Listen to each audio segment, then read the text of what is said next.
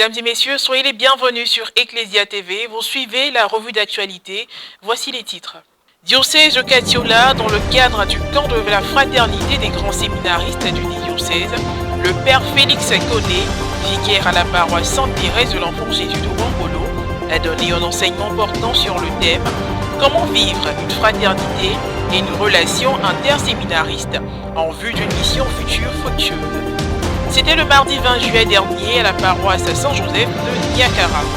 Et puis 4 jours de déplacement en Europe centrale et orientale, le programme du second voyage apostolique au titre de l'année 2021 a été rendu public à ce mercredi 21 juillet par la salle de presse du Saint-Siège. C'est donc officiel, le pape François sera à Budapest et en Slovaquie du 12 au 15 septembre prochain.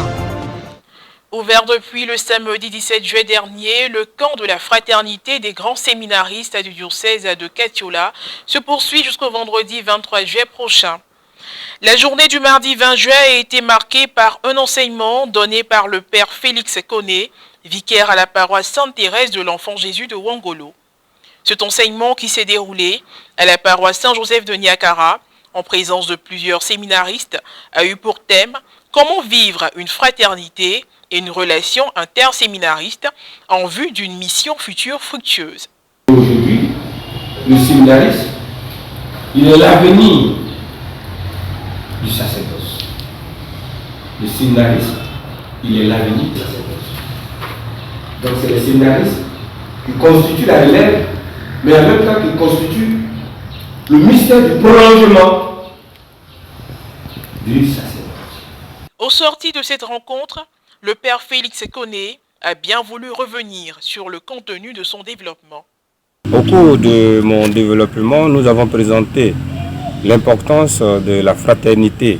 Et cette fraternité, nous la tenons du Christ, de qui par le baptême nous sommes incorporés à son corps, qui nous unit donc au Christ et qui fait de nous enfants de Dieu, donc frères de Jésus-Christ. C'est ainsi que les séminaristes découvrent en ce jour qu'ils sont frères au nom de notre Seigneur Jésus-Christ. Cette fraternité qui s'incorpore dans le Christ les invite à avoir des relations fraternelles basées sur l'amour. C'est ainsi que chaque séminariste est appelé à prendre soin de lui-même, mais à prendre soin également de son frère, car le prêtre de demain est le séminariste d'aujourd'hui qui vit la fraternité basée sur l'amour. Je les invitais ainsi à mener une relation limpide, basée sur la franchise, basée sur la communication et basée sur l'entraide. Car que serait un prêtre de demain s'il n'est pas capable d'aimer son frère? Car le sacerdoce n'est rien d'autre que la manifestation d'un Christ frère. C'est ce Christ-là, frère, qu'ils auront à annoncer demain.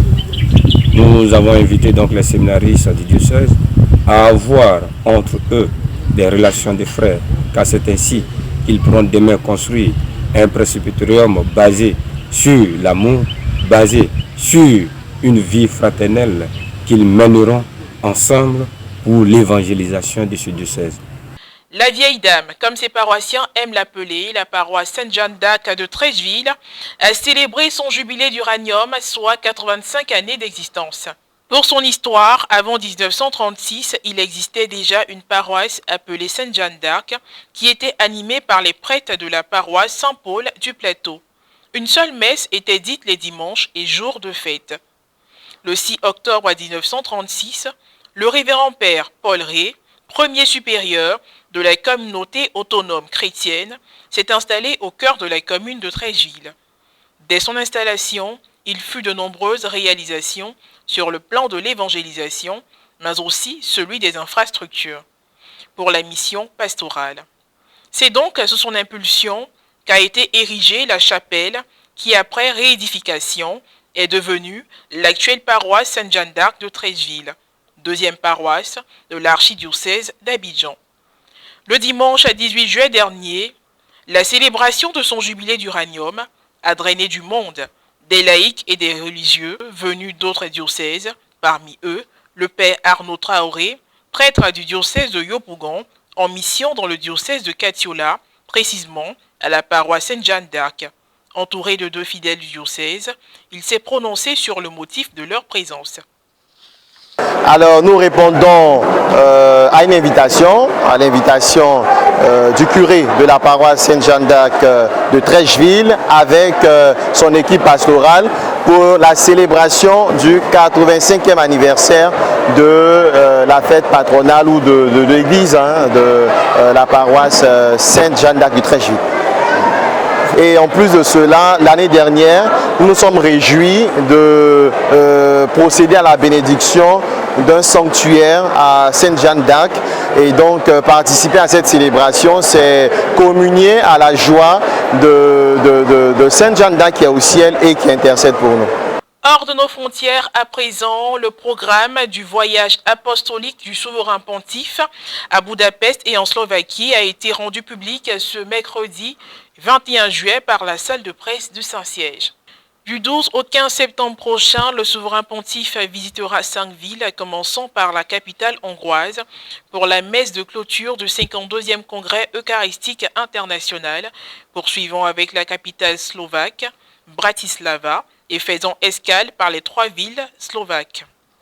Les 4 jours de déplacement en Europe centrale et orientale pour ce second voyage apostolique au titre de l'année 2021 seront également marqués par 8 prises de parole du Saint-Père et 3 messes publiques selon le programme officiel.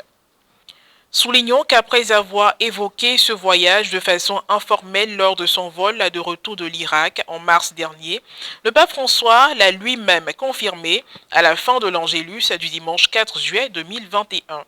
Sono lieto di annunciare che dal 12 al 15 settembre prossimo, a Dio piacendo, mi recherò in Slovacchia per fare una visita pastorale.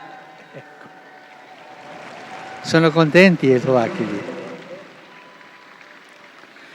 Il pomeriggio prima concelebrerò in Budapest la messa conclusiva del Congresso Eucaristico Internazionale.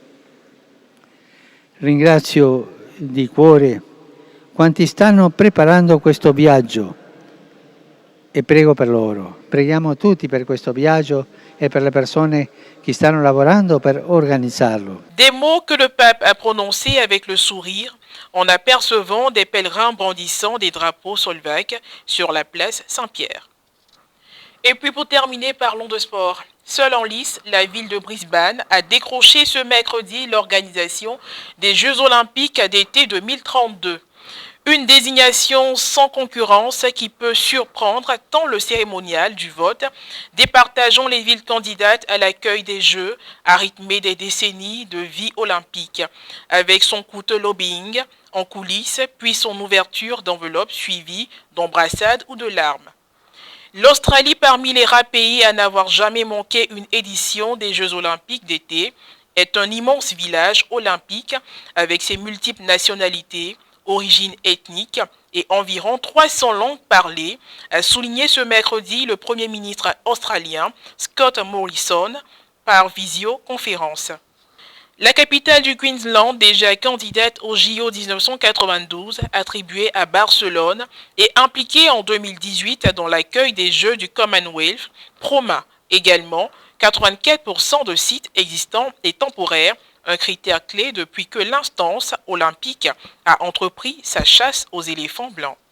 Sa désignation annoncée avait mécontenté le Qatar, qui souhaitait aussi accueillir les Jeux de 2032 comme Séoul et Pyongyang, qui avaient officialisé en avril leur candidature commune.